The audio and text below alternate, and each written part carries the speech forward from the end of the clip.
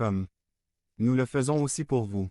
Quand dans la foi vous commencez à demander plus de territoire, des choses surprenantes arrivent. Dieu commence à élargir vos opportunités, parallèlement, il augmente vos capacités et vos ressources de manière surnaturelle.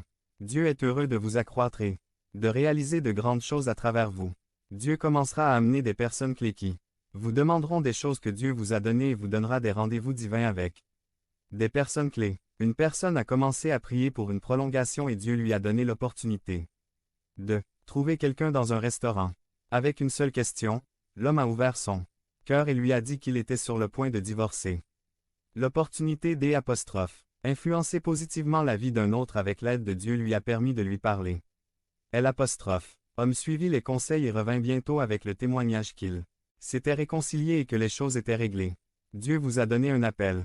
Dieu vous a permis d'avoir certains talents, un métier, une vocation. Votre vocation première est d'accomplir le dessein que Dieu a pour la terre. Quand nous demandons quel sera le territoire que Dieu a pour moi, la réponse, dans notre cœur est bloquée lorsque nous voyons d'où nous venons ou le passé que nous avons eu, ou les défauts ou la tristesse et les manques dans lesquels nous avons été élevés.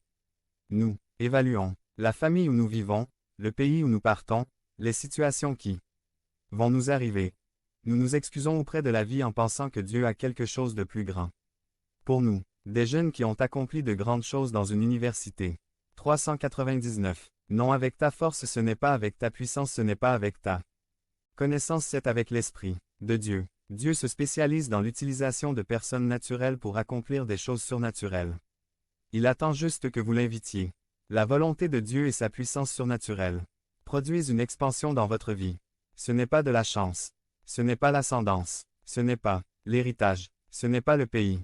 C'est Dieu en vous. Lorsque vous commencez à prier avec ferveur pour plus de territoire, plus d'influence, d'opportunités et de responsabilités avec lesquelles vous honorez Dieu, Dieu active sa puissance en votre faveur et mettra des personnes et des circonstances favorables sur votre chemin. Devenez membre de la chaîne et soyez un instrument de la parole de Dieu. Ne manquez pas cette opportunité d'avoir un impact sur des vies. Cliquez maintenant sur le lien dans la description et aidez-nous à diffuser la parole de Dieu. Entre deux chemins. Par Christian Escobar. Résumé. Quel chemin emprunter? Le large ou l'étroit? La décision la plus importante de votre vie. Aujourd'hui, nous allons parler de décision. Chaque jour, nous prenons des décisions.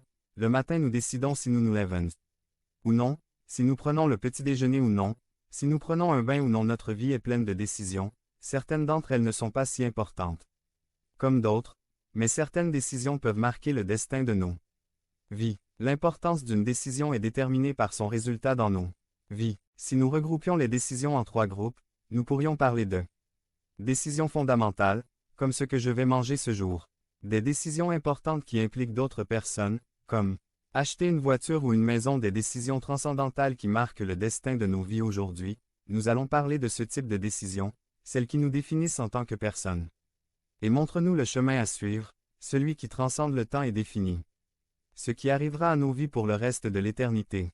Matthieu 7, 13 à 14. Entrez par la porte étroite.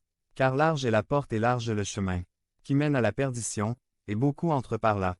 14 Mais étroite est la porte et resserré le chemin qui mène à la vie, et peu les trouvent. 400. En ce moment Jésus parle avec ses disciples sur une montagne, près de la Galilée. Dans ces versets, Jésus nous amène à répondre à son appel à prendre une décision dans notre vie. Il nous montre ces 2 portes, ces 2 chemins qui indiquent le paradis, mais il ne nous